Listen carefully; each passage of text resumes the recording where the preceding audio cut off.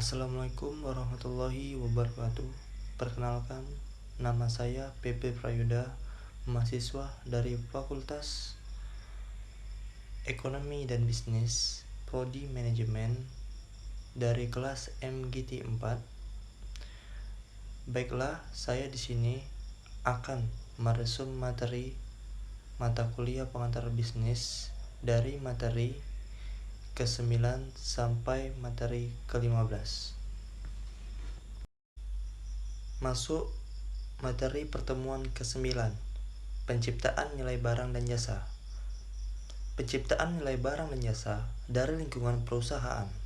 Terdapat sumber daya, kekuatan, dan lembaga yang mempengaruhi penciptaan nilai barang dan jasa. Nilai kumpulan manfaat yang dapat diberikan oleh suatu produk, barang, dan jasa. Setidaknya memberikan kepuasan kepada konsumen yang menggunakan produk tersebut. Terdapat 3 tahapan terciptanya nilai, yaitu 1. Penciptaan nilai pada tahap input, di mana perusahaan memilih dan memperoleh input yang diperlukan untuk menghasilkan barang dan jasa. Akan sangat menentukan beberapa besar nilai yang dapat diciptakan. 2. Setelah input, selanjutnya perusahaan melakukan proses pengubahan input menjadi kualitas, biaya, dan keunggulan yang dimiliki produk perusahaan dibandingkan dengan produk pesaing sangat ditentukan oleh proses suatu penilaian barang tersebut.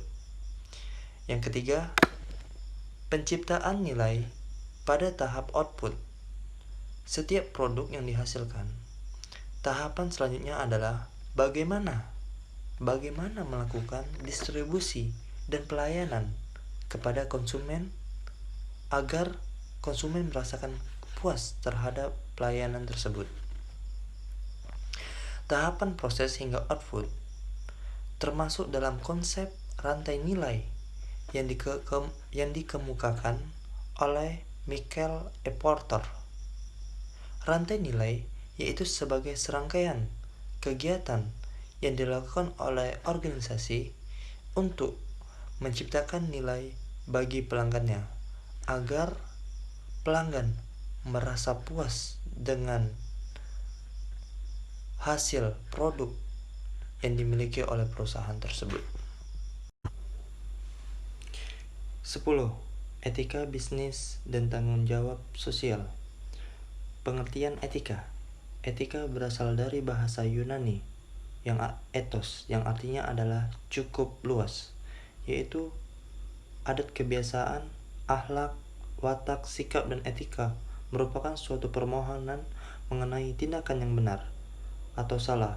Etika bersumber dari moralitas yang merupakan tentang bagaimana hidup secara baik bagi manusia. Etika bisnis. Etika bisnis merupakan penerapan etika secara umum terhadap perilaku bisnis. Etika bisnis menunjukkan perilaku etis maupun tidak etis yang dilakukan manajer dan karyawan. Mengapa bisnis memerlukan etika? Karena ada beberapa hal sebagai berikut. Yang pertama, meningkatkan harapan publik agar perusahaan menjalankan bisnisnya. 2. Agar perusahaan tidak melakukan berbagai tindakan seperti yang melanggar norma-norma hukum. 3. Dapat meningkatkan kinerja perusahaan maupun karyawan. 4. Meningkatkan hubungan kepada pihak-pihak bisnis. 5. Dapat menghindari pelanggaran-pelanggaran hak-hak kerja. Etika bisnis terbagi beberapa fungsi perusahaan menjadi 4. Yang pertama, etika bisnis di bidang akuntansi. Kedua, etika bisnis di bidang keuangan. Ketiga, etika bisnis di bidang informasi. 4. Etika bisnis di bidang produksi dan pemasaran. Faktor-faktor yang mendorong timbulnya masalah etika bisnis. A. Mengejar keuntungan atau kepentingan pribadi. B. Pertentangan antara tujuan perusahaan dan nilai-nilai perorangan. C. Tekanan persaingan terhadap laba perusahaan. D. Pertentangan etika lintas budaya. Manajemen perusahaan. Fungsi manajemen terbagi menjadi 4. Yang pertama ialah planning, kedua organizing, keempat leading atau direction, yang keempat controlling. Adapun fungsi-fungsi manajemen, yang pertama planning. Planning ataupun bisa disebut perencanaan. Maksudnya suatu proses yang menggabungkan tujuan-tujuan perusahaan dan strategi perusahaan. 2. Organizing. Organizing ialah suatu proses untuk mengatur dan mengolah sumber daya perusahaan. 3. Leading. Leading ialah suatu proses untuk memberikan panduan terhadap karyawan sehingga dapat terlaksana kegiatan organisasi perusahaan. 4. Controlling. Controlling ialah bentuk pengawasan dari manajemen terhadap kegiatan organisasi untuk menjadikan suatu perusahaan menjadi lebih baik. Selanjutnya, adapun peran-peran manajer atau disebut peran manajerial. Yang pertama, 1. Peran interpersonal. 2. Peran informasi. 3. Peran pengambilan keputusan. Adapun keterampilan dari manajerial atau dari seorang manajer. A. Keterampilan teknis. B. Keterampilan interpersonal. C. Keterampilan konseptual. Kita sekarang masuk ke pertemuan 12. Fungsi perencanaan. Adapun fungsi perencanaan dibuat untuk merumuskan apa yang sebenarnya ingin dicapai oleh perusahaan, serta bagaimana sesuatu yang ingin dicapai dapat terwujud. Dari fungsi perencanaan perusahaan terdapat visi yang dibuat untuk menunjukkan strategi perusahaan sehingga mencapai hasil yang maksimal di masa yang akan datang dan dapat mempengaruhi perusahaan tersebut. Dan misi untuk menunjukkan bisnis apa yang akan dikelola oleh perusahaan tersebut. Ada 3 hal yang dapat dilihat dari perencanaan, yaitu sebuah proses dan fungsi manajemen dan pengambilan keputusan. Itu adalah suatu perencanaan yang bisa diambil untuk memajukan sebuah perusahaan agar perusahaan yang dikelola dapat menghasilkan income yang lebih baik dari sebelum-sebelumnya. Maka harus adanya perencanaan sehingga masa yang akan datang perencanaan yang ada itu menjadi lebih baik dan dapat menghasilkan income yang lebih baik lagi. Masuk pertemuan ke-13, fungsi organisasi. Apa yang dimaksud dengan fungsi organisasi? Yaitu fungsi yang dijalankan oleh manajer untuk membagi pekerjaan dan mengembangkan struktur hubungan antara pelaksana tugas yang satu dengan yang lainnya. Selanjutnya yaitu desain merupakan suatu struktur organisasi yang paling sesuai dengan tujuan, strategi, sumber daya organisasi dan juga tugas yang dimiliki oleh perusahaan dan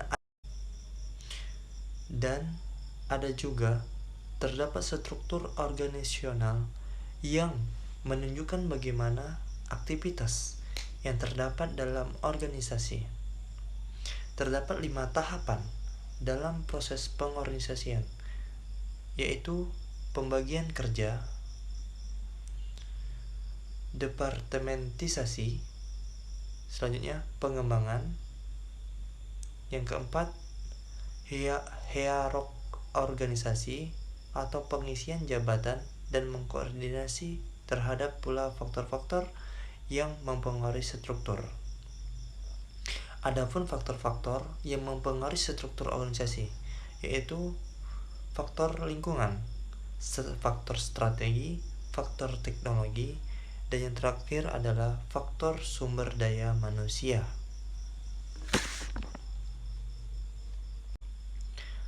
Pertemuan ke-14, fungsi kepemimpinan.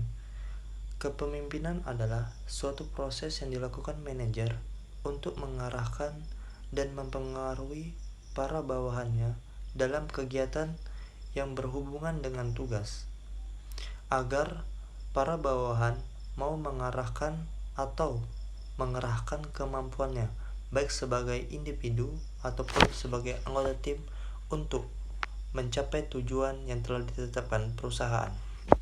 Dari pengertian kepemimpinan didapat bahwa ada beberapa kata yang dapat diartikan sebagai fungsi dari kepemimpinan.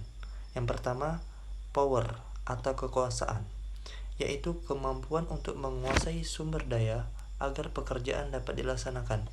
2.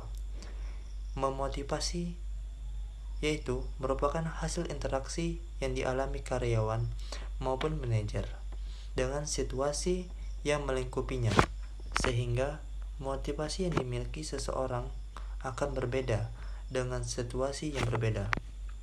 3. Komunikasi, yaitu suatu proses pengiriman pesan-pesan antara pengiriman pesan dengan penerima pesan. Ini sangat mempengaruhi kualitas kepemimpinan. 4. Kewenangan.